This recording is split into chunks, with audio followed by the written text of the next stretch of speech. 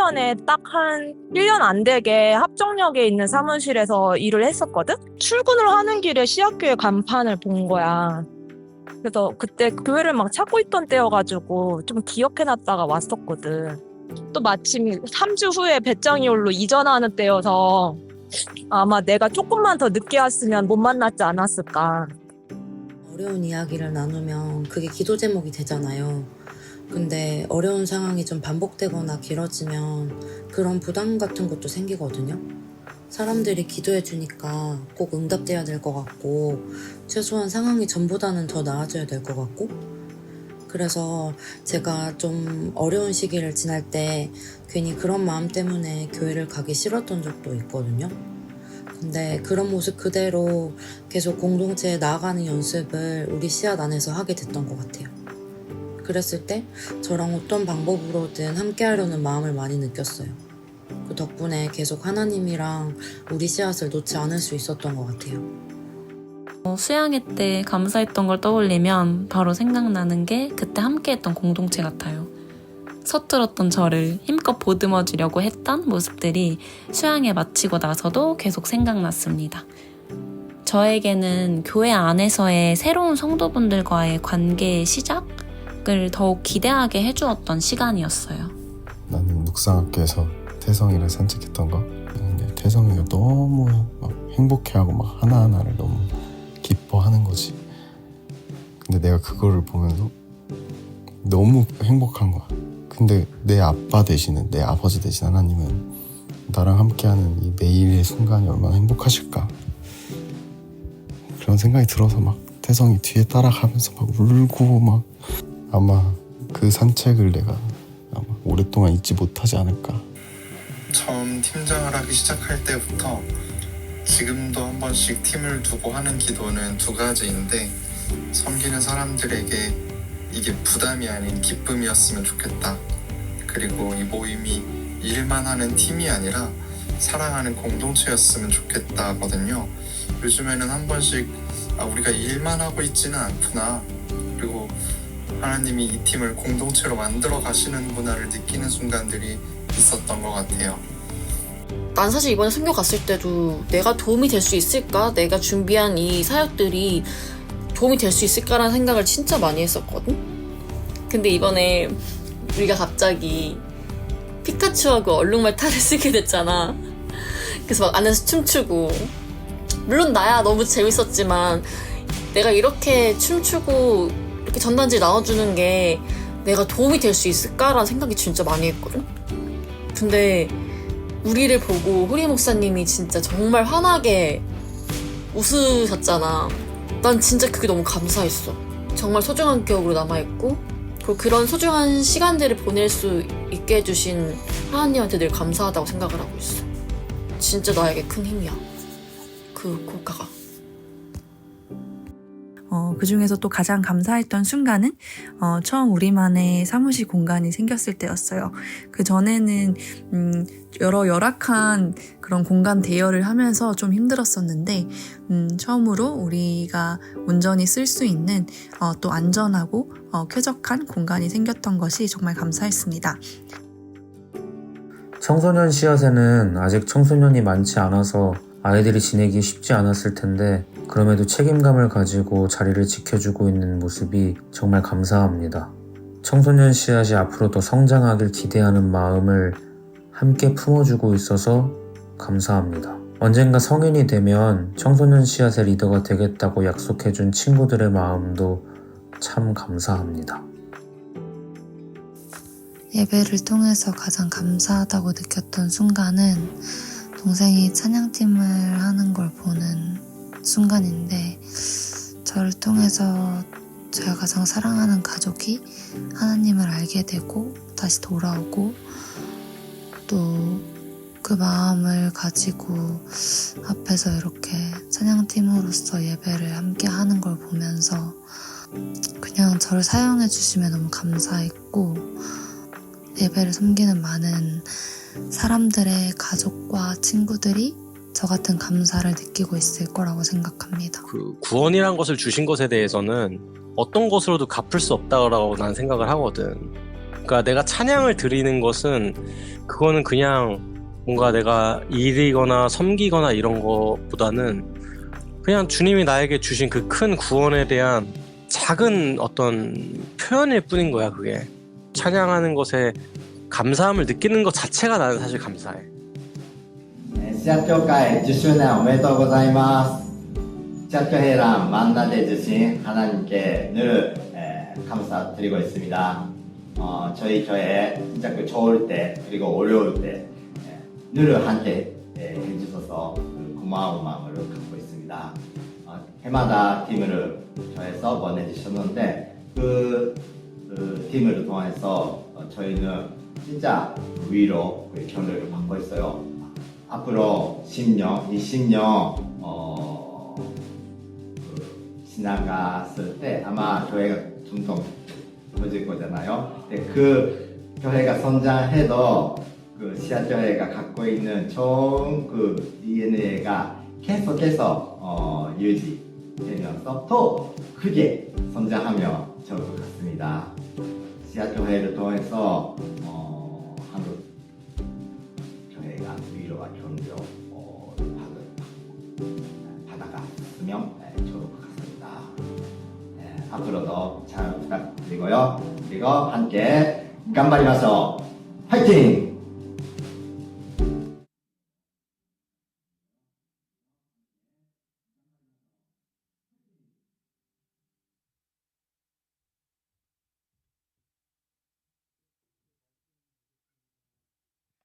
함께 나눌 말씀은 누가복음 10장이고 25절부터 37절까지입니다. 조금 길지만 저희가 함께 읽어보겠습니다. 누가복음 10장 25절부터 37절까지입니다.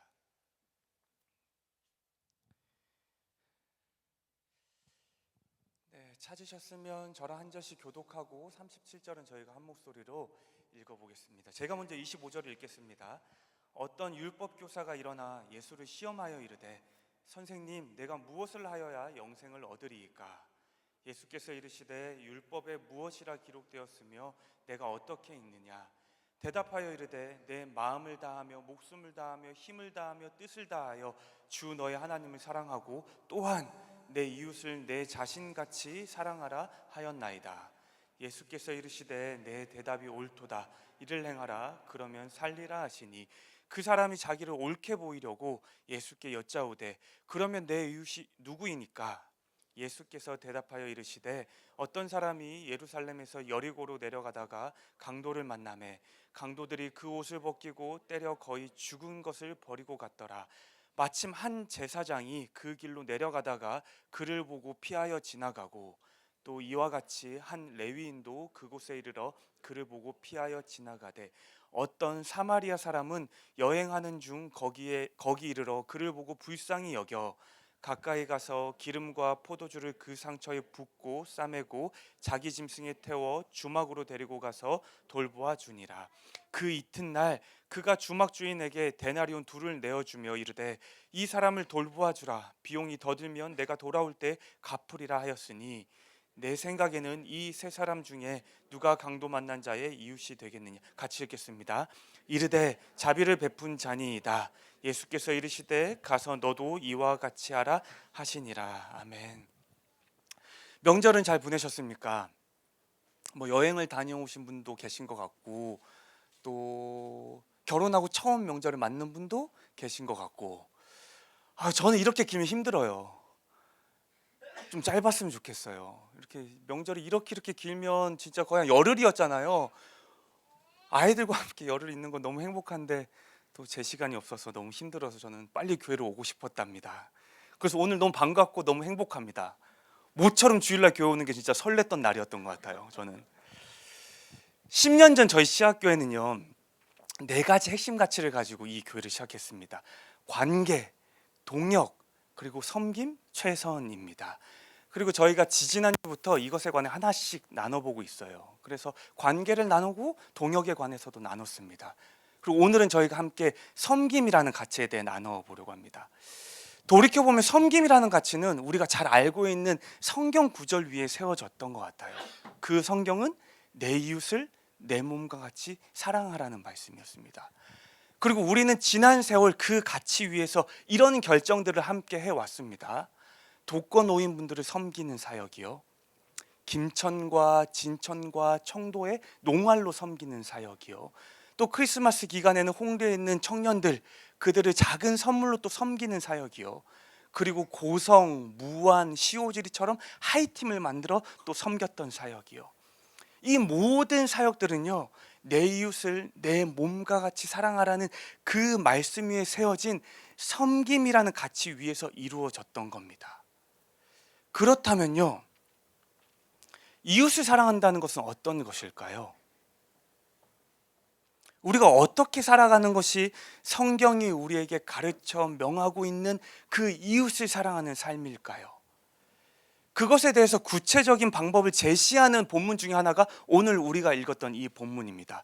잠시 이 본문을 살펴보며 그 질문에 대한 답을 한번 고민해 보면 좋겠습니다. 오늘 본문은요, 그러니까 한 율법교사, 그러니까 평생을 율법을 연구하고 해석하고 가르쳤던 율법의 전문가가 예수께 했던 한 질문으로 시작이 됩니다. 25절을 보면 이렇게 물어요. 선생님, 내가 무엇을 해야 영생을 얻겠습니까? 내가 무엇을 해야 영원한 생명, 하나님의 나라에 들어갈 수 있겠습니까? 이런 질문인 거예요. 그런데 율법교사의 지금의 이 질문은요, 정말로 예수님께 이 질문에 대해서 너무나도 궁금하고 답을 얻고자 해서는 아니에요. 이렇게 기록되어 있어요. 시험하여 이르되. 나도 율법의 전문가고 사실 이 질문의 답은 되게 심오하고 어려운 건데 어디 네가 한번 잘 대답해봐, 이런 마음으로 물었던 거예요. 그리고 예수님은 그 질문에 이렇게 되물으십니다. 율법에 뭐라 기록되어 있으며 네가 어떻게 읽느냐, 네가 어떻게 이해하고 어떻게 해석하느냐. 그러니까 율법교사는요, 그가 날마다 아침 저녁으로 외웠던 쉐마라는 성경 구절, 그리고 레위기 19장의 참고해서 이렇게 답을 합니다. 내 마음을 다하며 목숨을 다하며 힘을 다하며 뜻을 다하여 주 너의 하나님을 사랑하고 또한 내 이웃을 내 몸과 같이 사랑하라 하였습니다. 그게 율법에서 가르치고 있는 영생을 얻는 방법이라는 거죠. 그게 율법에서 가르치고 있는 하나님 나라에 들어가는 방법이라는 거예요. 그리고 이 말을 들은 예수의 답은 되게 간단합니다. 네 답이 옳다. 그러니까 너는 그렇게 행하라. 그러니까 율법교사가 하나를 더 질문해요. 그게 뭐냐면요, 그러면요, 내 이웃은 누굽니까? 그리고 이 질문 또한 정말로 궁금해서 하는 게 아니에요. 자신을 옳게 보이려고 이 질문을 했다고 기록되어 있어요.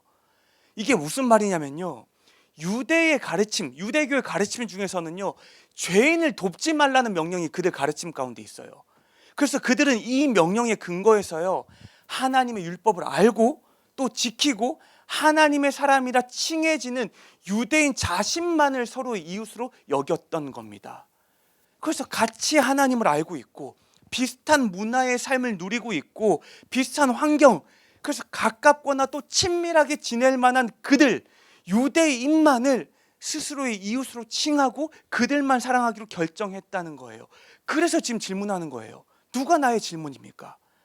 그리고 이 질문에 예수님은 우리가 잘 알고 있는 한 가지 예화를 들어서 답을 하시는데, 그게 바로 오늘 우리가 읽었던 선한 사마리아이라는 예화의 본문이에요.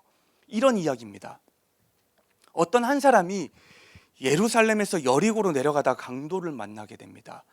그리고 여기서 말하는 어떤 사람이라는 것은 율법 교사의 기준에서는 분명히 자신과 동일한 유대인이었을 거예요. 그래서 그가 여리고로 내려가는 그 길에 강도를 만났는데요, 강도들이 그의 옷을 벗기고 그를 죽기 전까지 때려놓고 그 길에 버려두고 갔다는 거예요. 당시에 예루살렘에서 여리고까지 가는 길이 약 한 30km쯤이 됐대요. 그리고 그 길은 대부분 사막이었고 돌무더기가 되게 많은 길이었다고 해요. 그러니까 강도들이 그 돌무더기 뒤에 숨어 있다가 이런 사람들을 해치기에 너무 좋았던 환경이었던 거예요. 사실은 예수님이 이전부터 그 길은 되게 강도가 많이 출몰해서 위험한 지역으로 잘 알려져 있던 곳이기도 했습니다.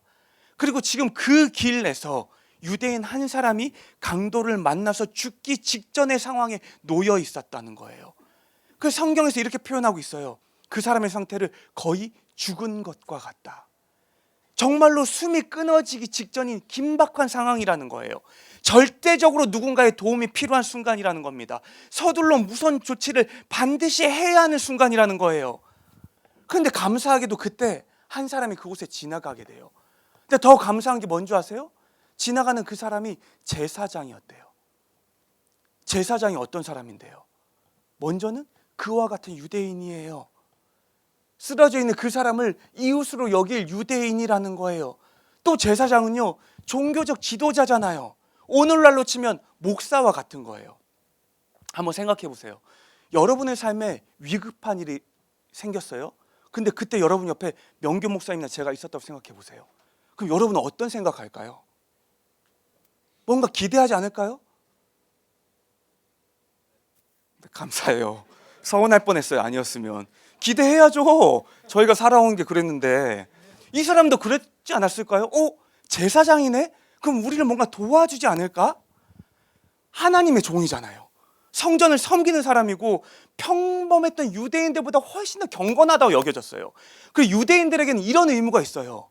위험에 처한 위급한 사람, 도움이 필요한 사람에게 도와야 할 의무가 그들의 삶 가운데 있단 말이에요. 근데 제사장이라면서요. 그럼 그 의무를 더 잘 지킬 만한 사람인 거잖아요. 그래서 이 이야기를 듣고 있을 때 이들이 일반적으로 예상할 수 있는 그 다음 장면은 무엇이었겠습니까? 이 제사장이 쓰러져 있는 그 사람에게 필요한 도움을 즉각적으로 행했을 거라는 이야기였을 거예요. 근데 제사장이 어떻게 했다 그럽니까? 31절 후반절을 보면 이렇게 나와 있어요. 그를 보고 피하여 지나갔다. 분명 쓰러져 있는 사람을 봤다는 거예요. 거의 죽기 직전의 상태로 지금 쓰러져 있는 사람을 봤다는 거예요. 온 옷을 다 빼앗기고 피를 흘려서 진짜 죽을 것 같은 그 사람을 봤다는 거예요. 자신의 도움이 간절히 필요한 사람을 지금 봤다는 거예요. 그런데 그를 피해서 지나갔대요. 정확히 말하면 그를 보고 다른 길로 갔다는 거예요.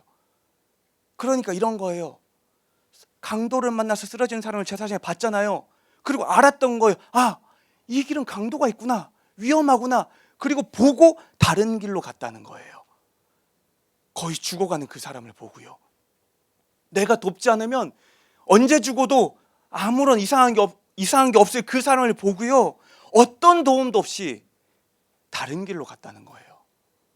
그리고 그 다음에 또 누가 등장합니까? 레위인이 등장해요. 이 사람은 또 어떤 사람인데요? 같은 유대인이에요.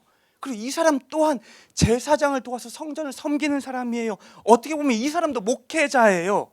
그러니까 이 사람 또한 누군가를 섬기고 도와야 할 의무를 많이 가지고 있는 사람이었다고요.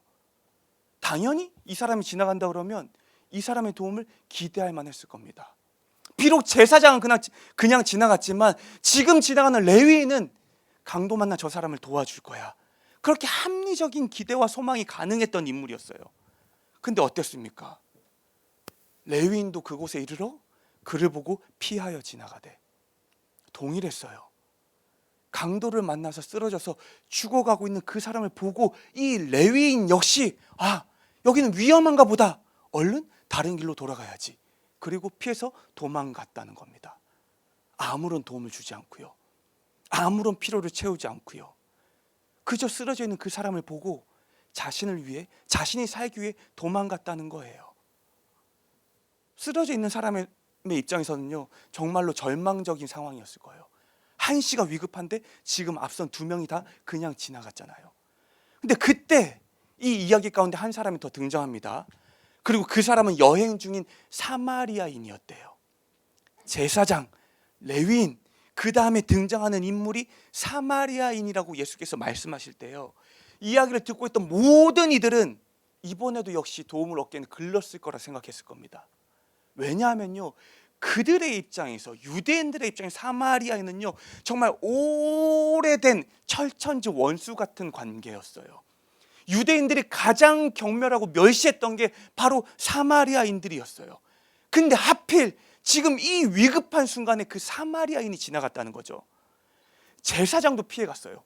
레위인도 피해갔는데요, 하물며 자신과 관계가 좋지 않고 극도로 경멸하는 사마리아인이 지나간다고 할 때 그들 누구도 그가 유대인을 도울 거라고 기대하지 않았을 겁니다.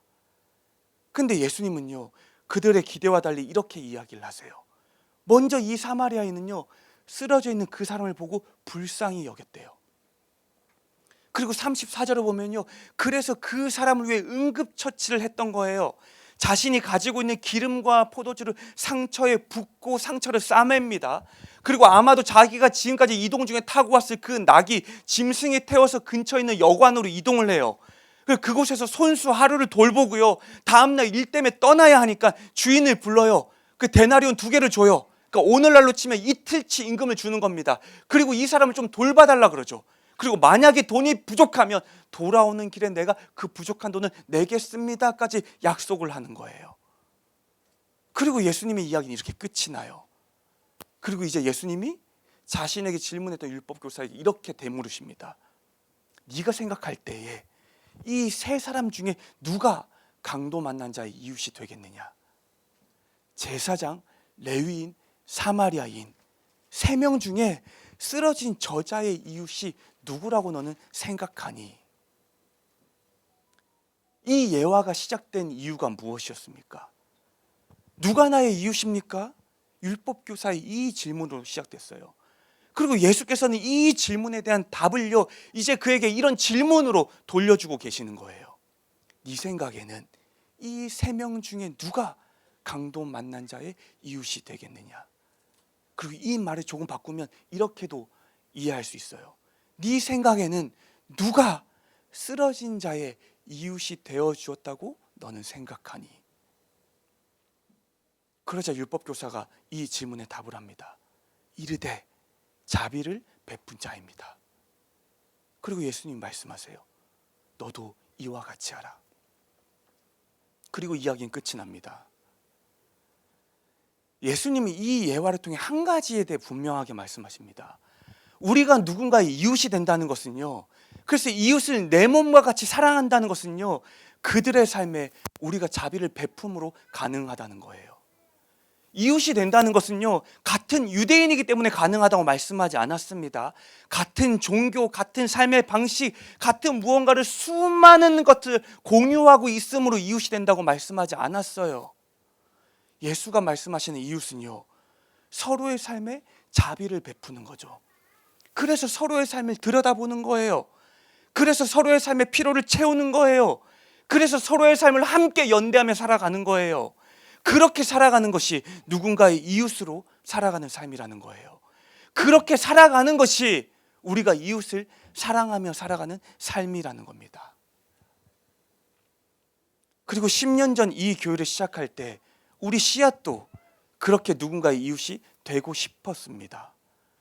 우리의 크고 작은 섬김들로요, 우리의 크고 작은 수고와 헌신들로요, 그렇게 우리의 시간과 재정을 나눔으로요, 누군가의 삶을 들여다보고 누군가의 피로를 채우고 그들과 함께 연대하며 성경이 말하는 자비를 누군가의 삶에 베풀고 싶었던 거예요. 그리고 그런 마음으로 여전히 오랫동안 이 교회 안에서 섬김이라는 가치를 고민하며 또 실천하며 살아가고 계시는 분들이 많이 있습니다.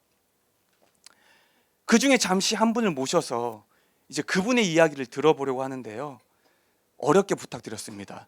최철민 형제님이신데요, 나오실 때 그래도 뭐 박수로 환영하면 좋을 것 같은데 잠시 나오셔서 또 철민 형제님 이야기를 저희가 들어보도록 하겠습니다.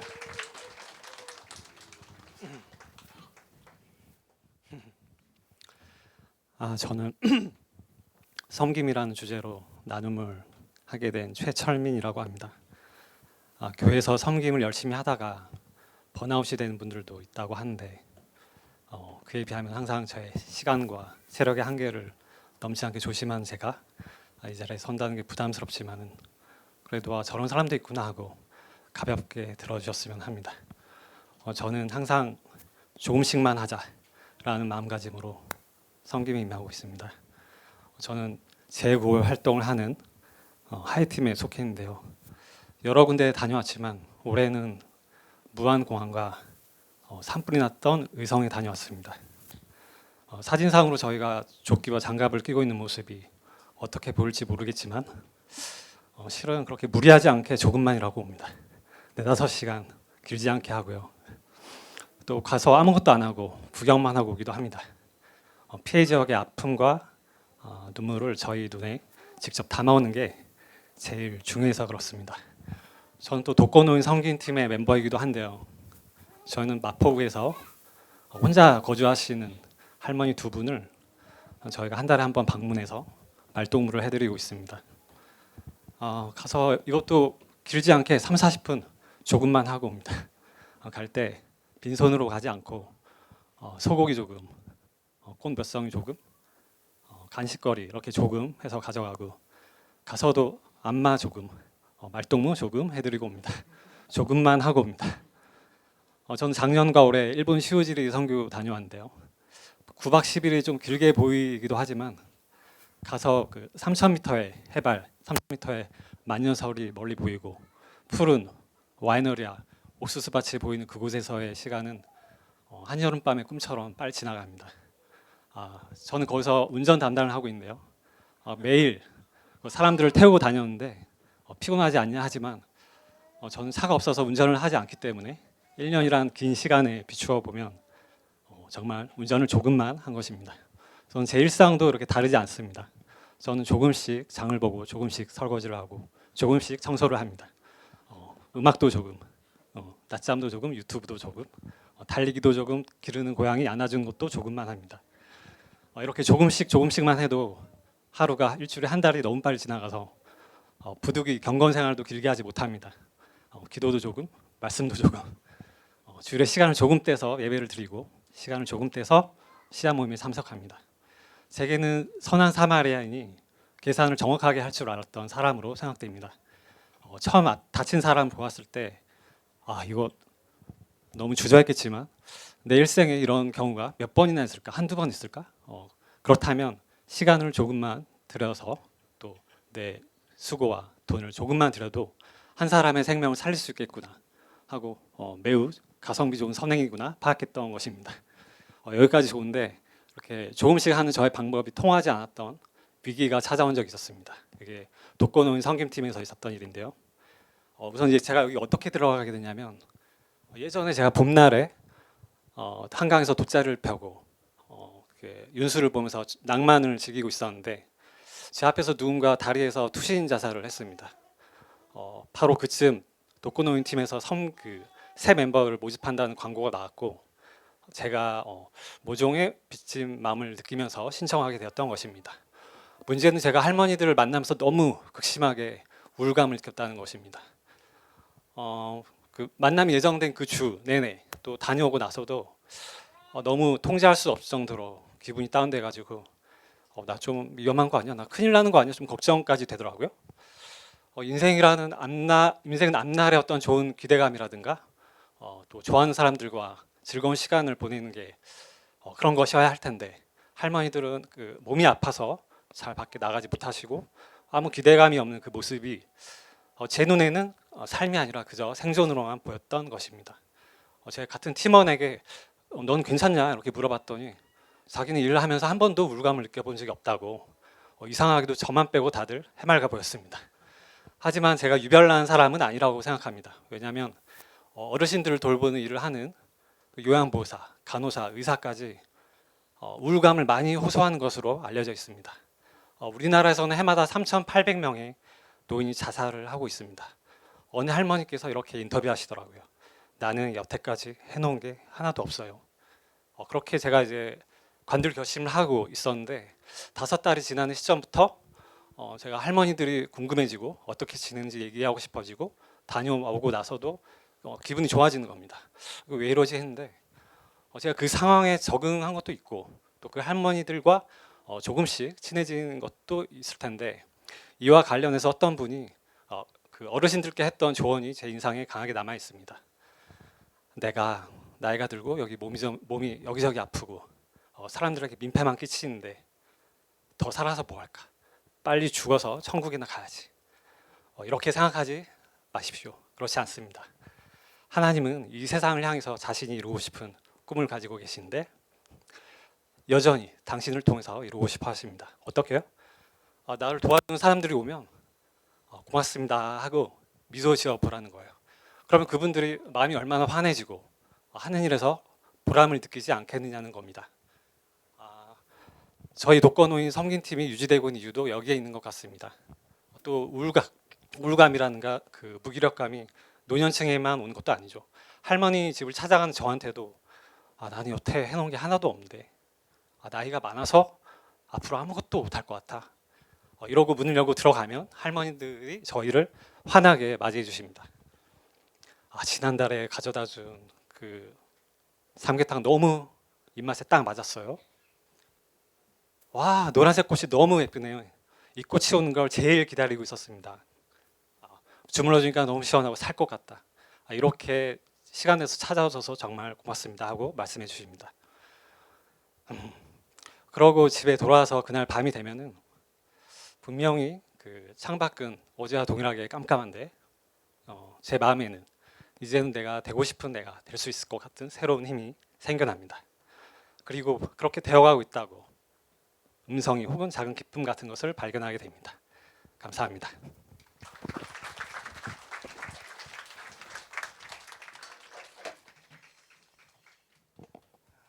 사실 저는 어제 이 간증문을 먼저 받아서 봤거든요. 너무 좋고 또 너무 기억에 났던 말이 방금도 많이 하셨던 그 조금씩이라는 말이었습니다. 그 제 삶에는 제가 의지적으로 기억하려고 하는 성경 구절이 몇 개가 있는데요. 그 중에 하나가 야고보서 2장 14절부터 나오는 이야기예요. 이 구절은 야고보가 행함이 없는 믿음에 관해 이야기하는 본문인데요. 이런 말을 합니다. 만일 형제와 자매가 헐벗고 굶주려서 먹을 것이 없는데 누가 그 사람에게 평안해라, 덥게 하라 이렇게 말한다면, 그러니까 오늘 우리말로 바꿔본다면 내가 기도할게, 내가 네 삶을 위해 기도할게, 이 말만 하고 아무것도 주지 않는다면 그게 무슨 소용이 있냐는 거예요. 그래서 야고보는 행함이 없는 믿음은 죽은 것과 같다고 말을 합니다. 사실 우리는 교회 안에서 이웃을 사랑해야 한다는 이야기를 오늘 외에도 끊임없이 나누었습니다. 때로는 그것이 지금 옆에 있는 이런 이웃을 말하기도 하고요. 때로는 우리와 거리로 물리적으로 조금은 더 멀리 떨어져 있는 어떤 힘듦과 어려움을 겪고 있는 이웃을 향한 이야기이기도 했습니다. 어쨌든 이런 이야기들이 우리 안에 나눠질 때요, 그저 우리가 그들을 위해 기도하는 것으로 우리 할 바를 다 했다 여긴다면요, 우리의 믿음 또한 죽은 것과 같다는 거죠. 우리의 믿음 또한 그 어떤 유익도 누릴 수 없는 죽은 믿음과 같다는 겁니다. 성경은 이것에 관해 틀림없이 말을 합니다. 이웃을 사랑한다는 것은 그들의 삶에 자비를 베푸는 것이다. 그리고 우리가 행한다는 것과 자비를 베푸는 것은요, 방금 전 들었던 것처럼 크고 특별하고 대단한 것을 해야 하는 것은 아니라는 거죠. 조금씩요, 내가 삶에 살 수 있는 것들로 조금씩 나누는 것으로 그 일을 충분히 이룰 수 있다는 겁니다. 누군가의 삶에 나의 시간을 조금씩 나누는 거죠. 누군가의 삶에 나의 재정을 조금씩 나누는 겁니다. 누군가의 삶에 나의 마음과 삶을 조금씩 나눌 때요, 마침내 우리가 누군가의 이웃이 될 수 있다는 겁니다. 마침내 우리가 성경의 말씀처럼 이웃을 사랑하는 삶을 살아가게 된다는 겁니다. 잠시 한번 생각해 보면 좋겠습니다. 지난 시간 동안 오늘과 같은 이런 주제의 이야기를 나눴거나 이런 주제로 우리가 함께 기도 제목을 나눴을 때요, 그럴 때 여러분의 마음속에 내가 이웃이 되어주고 싶은 누군가가 있었습니까? 그리고 어떤 방법으로, 어떤 나눔으로, 어떤 도움으로, 어떤 자비로 그들의 이웃이 되고 싶었습니까?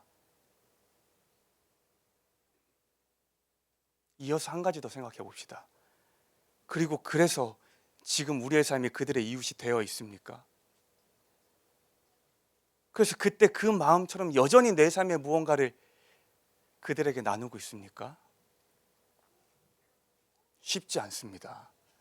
나의 다짐과 결정으로, 내 수고와 헌신으로, 나의 애씀과 노력으로 그렇게 내 삶을 나눔으로 나 홀로 누군가의 이웃이 되는 것은 결코 쉽지 않아 보입니다.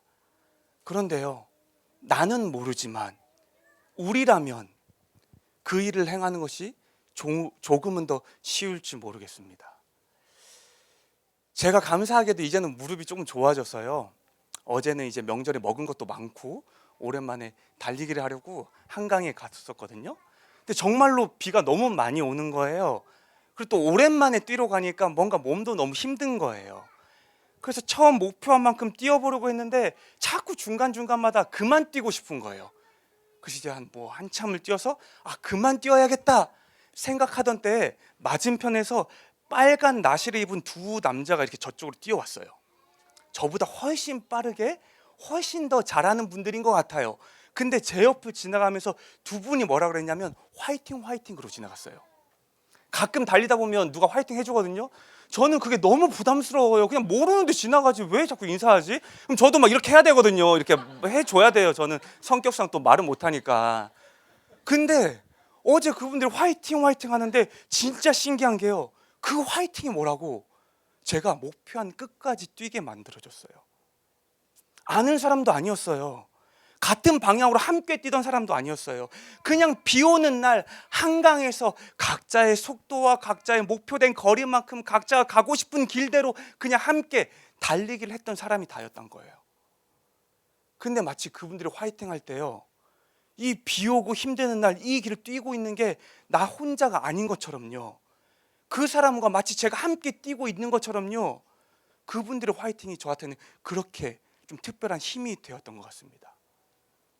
무슨 말을 하고 싶은 거냐면요, 누군가의 이웃이 된다는 것은요, 누군가에게 우리의 삶을 나눈다는 것이요, 어쩌면 우리 혼자 하는 것은 힘들지 모르겠다는 거죠. 혼자라면 또 이 다짐과 결정을 금세 포기할지 모르겠다는 거예요.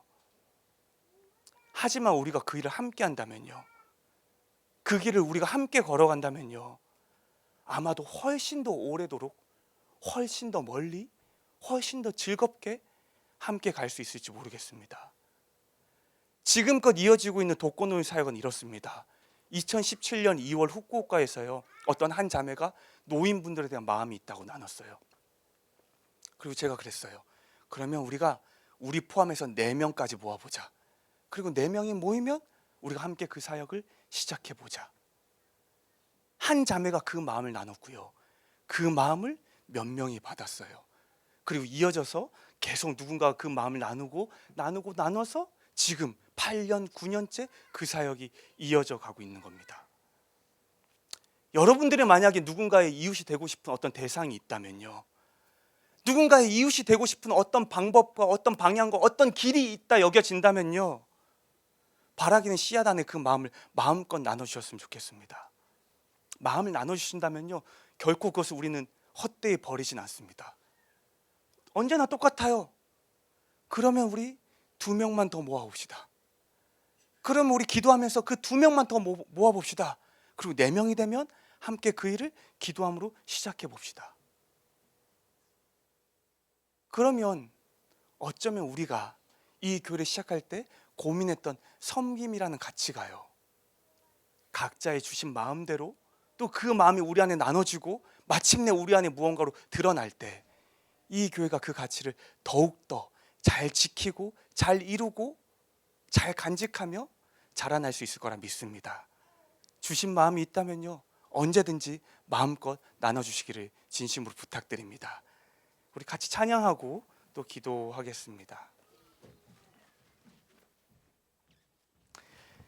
이 시간 먼저 찬양하기 전에요, 잠시 눈을 감고 또 한번 기억해 봤으면 좋겠습니다.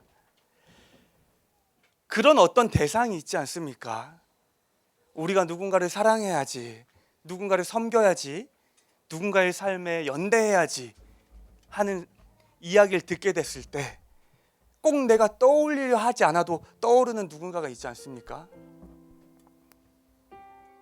누군가에겐 그게 홀로 살아가시는 어르신일지 모르겠고요, 누군가는 또 이제 막 성인이 되어서 기관을 나온 보호 종료 청년일 수도 있을 테고요, 또 누군가에게는요, 이 나라에 와 있는 수많은 어떤 외국인 노동자분들일 수도 있을 테고요, 각자의 마음과 각자의 삶 가운데 떠오르는 누군가가 있을 겁니다. 우리가 그들의 삶을 크고 대단하게 바꿀 수 있을지는 잘 모르겠습니다. 근데 아까 들었던 것처럼 조금씩 우리가 무언가를 해나간다면 우리가 지금 부를 찬양처럼 그들이 오를 만한 작은 동산은 될 수 있지 않을까 싶습니다. 같이 그것을 기억하고 기대함으로 우리 우리가 이 찬양을 함께 고백하면 좋겠습니다.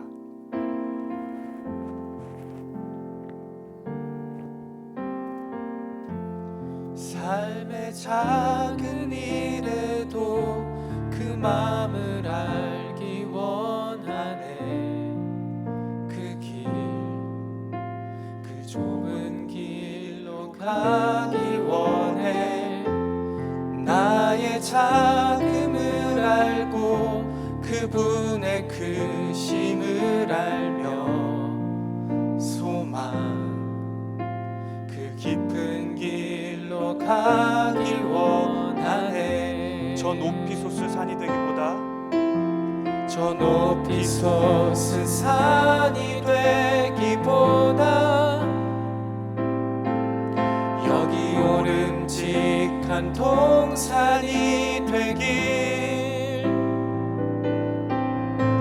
내 가는 길만 비추기보다는 누군가의 길을 비춰준다면 내가 노래하듯이 또 내가 얘기하듯이 살길. 난 그렇게 죽기 원하네. 삶의 한 절이라도 그분을 담기 원하네. 사랑 그 높은 길로 가기 원하네. 처음부터 다시 한번 찬양하겠습니다. 삶의 작은 일에도 그 마음을 알기 원하네. 그 길, 그 좁은 길로 가기 원해. 나의 작음을 알고 그분의 크심을 알며 소망 그 깊은 길로 가기 원하네. 저 높이 솟은 산이 되기보다 여기 오름직한 동산이 되길. 내 가는 길만 비추기보다는 누군가의 길을 비춰준다면 저 높이 솟은 산이 되기보다 저 높이 솟은 산이 되기보다 여기 오름직한 동산이 되길. 내 가는 길만 비추기보다는 누군가의 길을 비춰준다면 저 높이 솟은 산이 되기보다 저 높이 솟은 산이 되기보다 여기 오름직한 동산이 되길. 내 가는 길만 비추기보다는 누군가의 길을 비춰준다면 내가 노래하듯이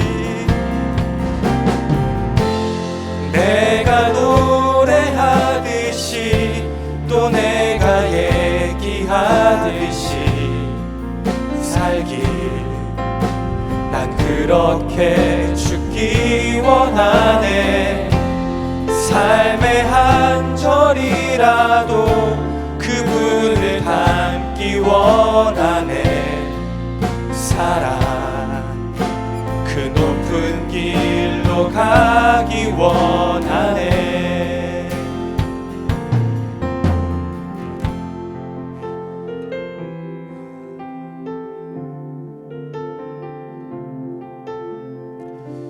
이 시간 먼저 우리 마음 가운데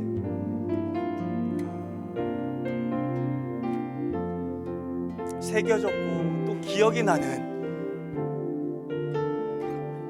우리가 누군가의 삶에 함께하고 싶은 그 누군가가 있다면 그분들의 삶을 위해 우리가 어떻게 도울 수 있을지, 어떻게 나눌 수 있을지, 어떻게 섬길 수 있을지, 어떻게 이웃이 될 수 있을지 그 고민을 가지고 함께 그분들의 삶을 위해 우리가 잠시 기도했으면 좋겠습니다. 같이 기도하겠습니다.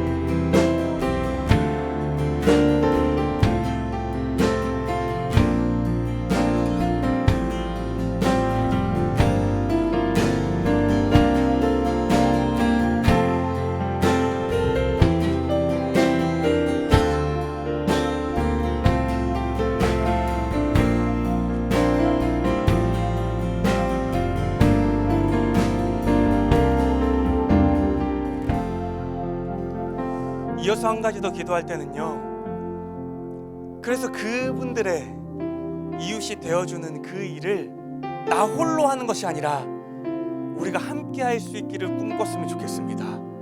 그래서 이 씨앗교회가요, 10년 전 하나님이 주셨던 그 가치대로 또 우리가 여전히 품고 살아가는 그 섬김이라는 가치를 따라서 우리가 함께 그 수많은 자들의 이웃이 되어가는 삶을 끊임없이 함께 살아갈 수 있게 해달라고, 주님 우리 가운데 여전한 주님의 마음을 부어주시고 우리 가운데 정말 조금씩 애쓸 수 있는 힘과 능력과 담대함을 더하셔서 우리가 끊임없이 누군가의 삶에 이웃이 되는 그 일을 포기하지 않게 하여 주시고, 그것이 우리에게 주어진 사명임을 우리가 날마다 기억하며, 나는 비록 홀로 할 수 없으나 우리가 이 교회가 함께 끝까지 그 일을 해나가게 하여 주십시오. 같이 이렇게 기대함으로 주 앞에 다시 한번 기도하길 원합니다. 기도하겠습니다. 우리 씨앗교회가, 주께서 세우신 이 교회가, 그리고 주님이 우리 가운데 허락하셨던 성품이라는 내 이웃을 내 몸과 같이 사랑하라는 그 충만함으로 우리 교회 가운데 끊임없이 일어나게 하여 주십시오. 그저 우리가 입술로만 부르짖는 것이 아니라, 그저 우리가 지식으로만 충만하게 알고 살아가는 것이 아니라, 우리가 끊임없이 눈을 들어 주위를 둘러보게 하여 주시고, 내 마음 가운데 누군가가 찾아왔다면 그 마음을 이 공동체 안에 함께 나누고 함께 고민하고 함께 기도하고 함께 준비함으로 마침내 그들의 삶에 우리의 시간과 우리의 재정과 우리의 마음으로 그들의 삶에 무언가를 베풀고 또 연대하며 살아가는 교회 되게 하여 주십시오. 주님, 저는 약합니다. 또 포기할지 모르겠지만 저의 이 마음이 교회 가운데 나눠져서 함께 이 마음을 가지고 있는 수많은 자들이 한데 모여 그 길이 외롭지 않도록, 그 길이 지치지 않도록, 그 길이 넘어질지라도 누가 일으켜 세울 수 있도록, 그래서 끝까지 오래도록 함께 기쁨과 감사함으로 걸어갈 수 있도록 주여 이 교회 가운데 그런 마음과 그런 삶을 허락하여 주십시오.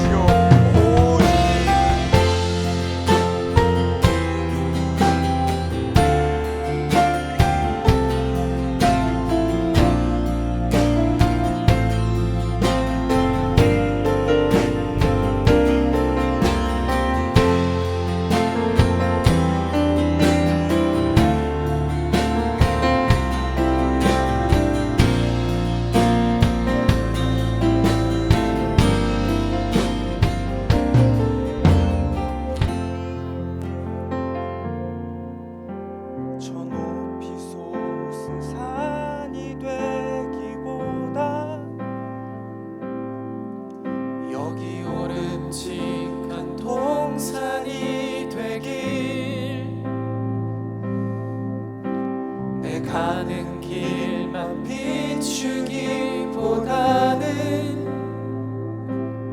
누군가의 길을 비춰준다면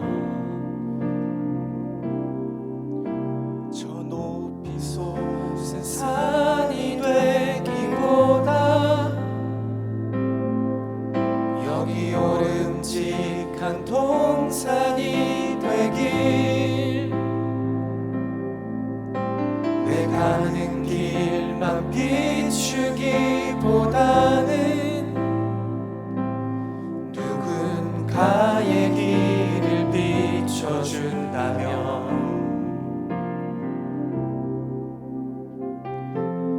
내가 노래하듯이 또 내가 얘기하듯이 살길 난 그렇게 죽기 원하네 삶의 한 절이라도 그분을 닮기 원하네 사랑 그 높은 길로 가기 원하네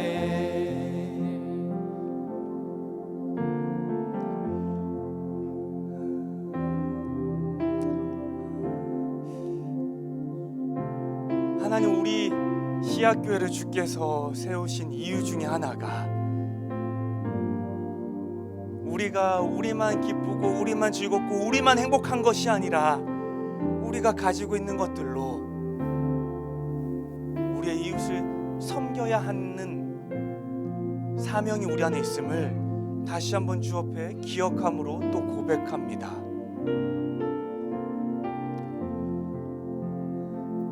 하나님, 바라기는 이 섬김이라는 가치를 입술로만 외치는 교회 되지 않기를 원합니다.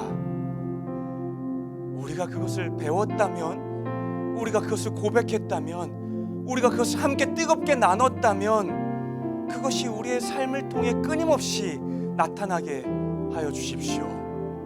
크고 대단한 것이 아닐지라도요, 조금씩 내 삶의 시간을 떼어서요, 조금씩 내 삶의 재정을 떼어서요, 조금씩 내 삶의 수고와 헌신을 더해서요, 마침내 도움이 필요한 누군가의 삶에 그 조금을 나누는 것이 이 교회의 기쁨과 감사가 되게 하여 주시옵고 이 교회 안에 가득 찬 모습 될 수 있도록 주님 인도하여 주십시오. 특별히 각자가 가지고 있는 이웃에 대한 마음이 있다면 그 마음이 교회 안에 더 풍성히 나눠지길 원합니다.